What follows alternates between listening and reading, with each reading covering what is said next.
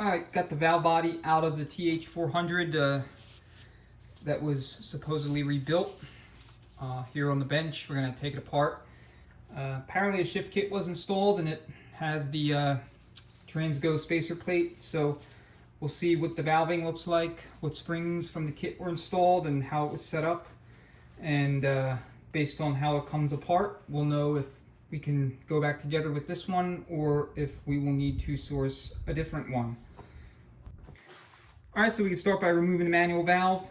Just know that the engagement location for the Rooster Combs actuator arm is going to be oriented toward the rear of the valve body, or excuse me, the front of the valve body, where you have the casting number here. This one's D25, but that's how you want to put it back in. That's how it's going to go.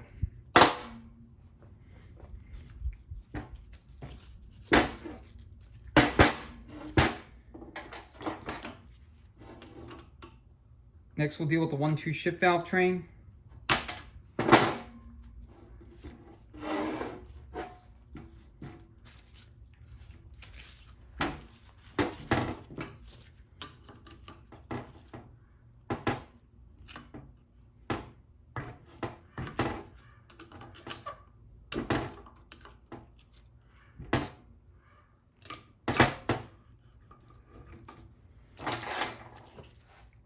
I'm not sure exactly how well these valves are going to actually come out.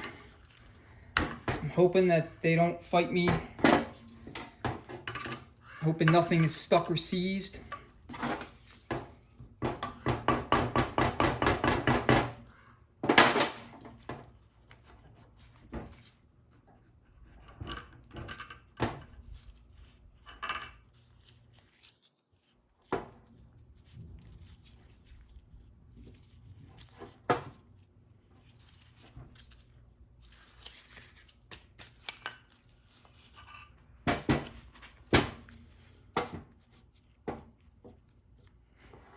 Okay, there's your 1-2 shift lineup.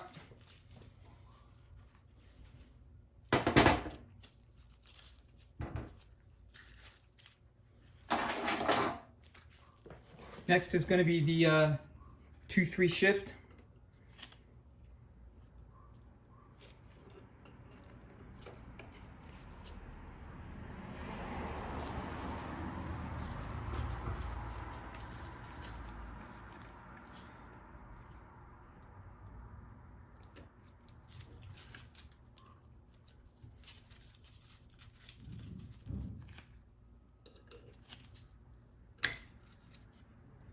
And you just want to keep a finger there on the spring so it doesn't go flying everywhere.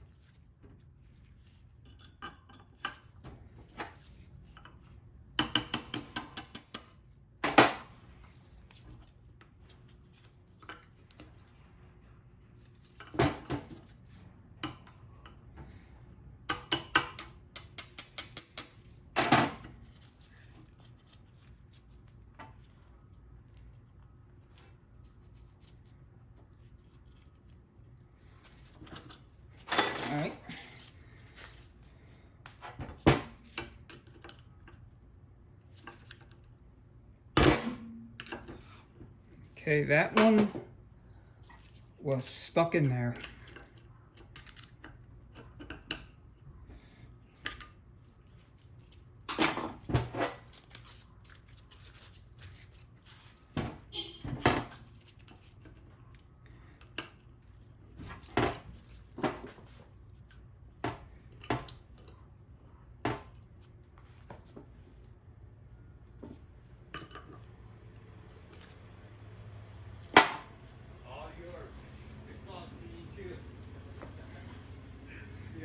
Thanks, brother.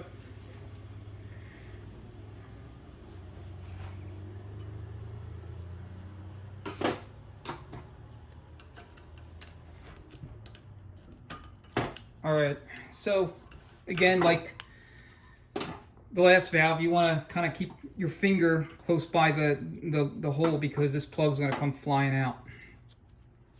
So the side faced out. The spring, and we got a little spacer, and there's some noticeable rust on this valve and the other metal parts that are coming out of this one bore here, but they're not getting hung up. I mean, they're moving inside the bore, so hopefully that kind of continues to hold true to through the other side, and we can, you know, we can have this valve body apart without any issues. Going back with it, we'll want to polish the bores with the bench buddies and plenty of WD-40 so that we're not going to experience any hang-ups, and driver's not going to have any weird shifting issues.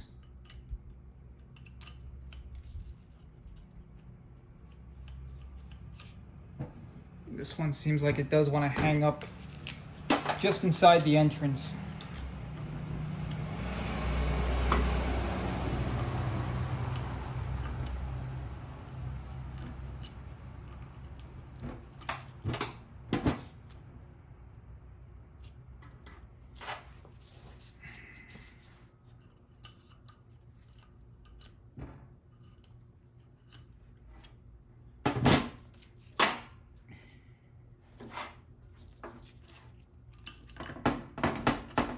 Get a different pick.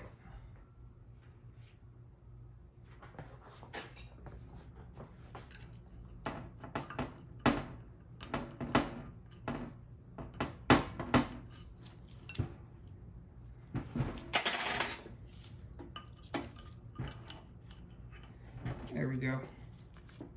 So, had some rust, some corrosion. Like I said, the history on this trans, other than that, the fact that it was supposedly rebuilt, isn't real clear.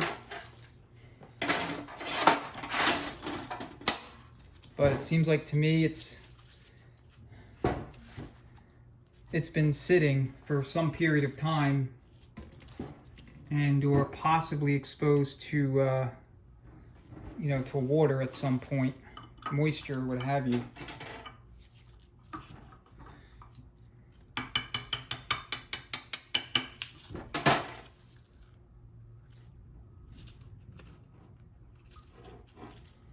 This is under a lot of spring tension, so want to keep your hand over this, you know, thumb or whatever, so that, you know, whatever's inside don't come flying out. Okay.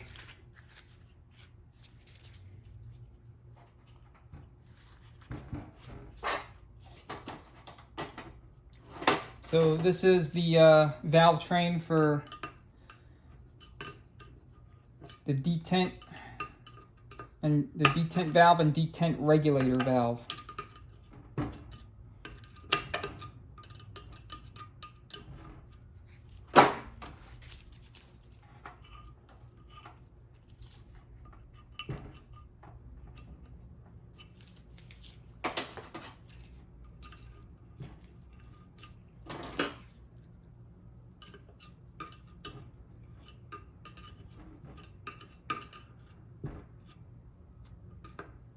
So like this last valve, we got to get past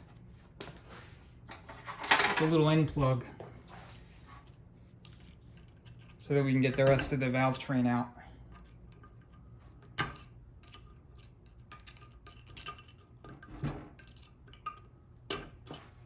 There we go.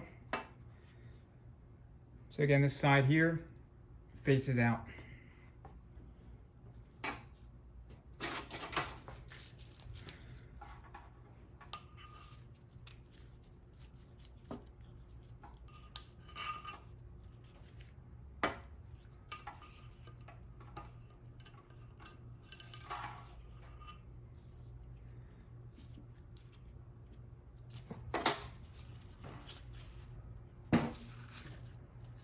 Okay, last valve is going to be the accumulator valve.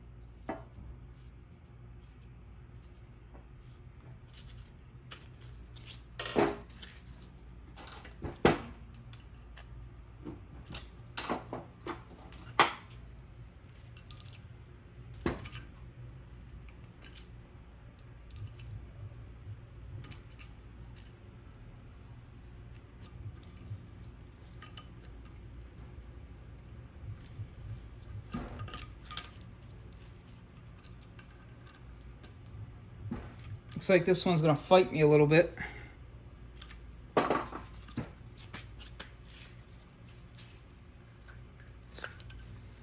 right, there we go. End plug faces out, with a little hole.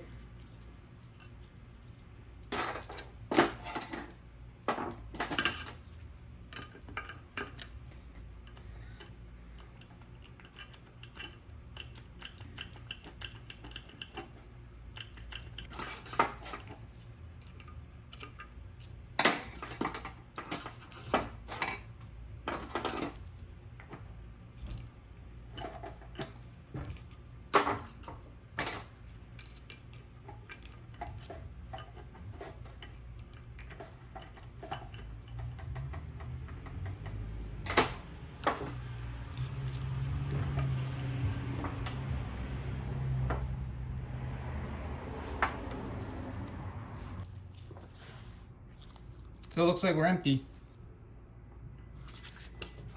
So our next step is to deal with the 2-3 accumulator.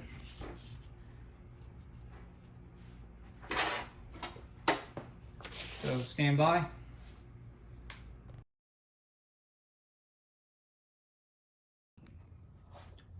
Okay, so I have the accumulator piston and spring compressed enough to where I can get access to the snap ring here. This is, just a standard C-clamp, and then I have some non-specific Kentmore tooling. There is a purpose-built tool for this. The tool looks just like a C-clamp, except at the end is shaped such that you can go, right over the piston, and it's got a cutout so you can get access to it just like this.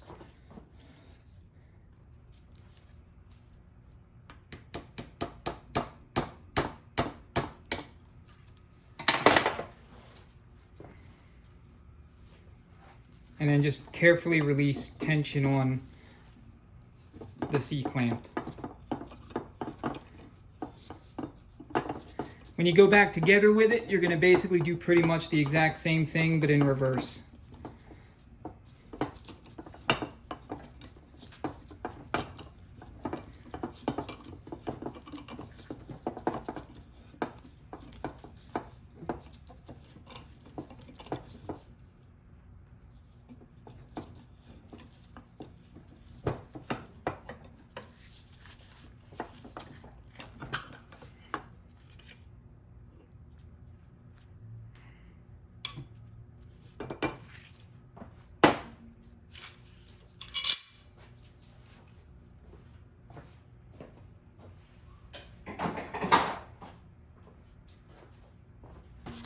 that's basically the valve lineup in this particular valve body. There are several different variations of lineups. They may not all look like this. So throughout the years, GM kind of went through several different subtle changes, or iterative changes to the valve bodies, and they're also application or vehicle specific. So you just want to make sure that when you take yours apart, you want to lay everything out just exactly the way it came out of the the valve body. It's not difficult. You just a little bit of attention to detail, maybe a little bit of persistence with getting out stuck valves and having some of them fight you, but overall it's a fairly easy deal.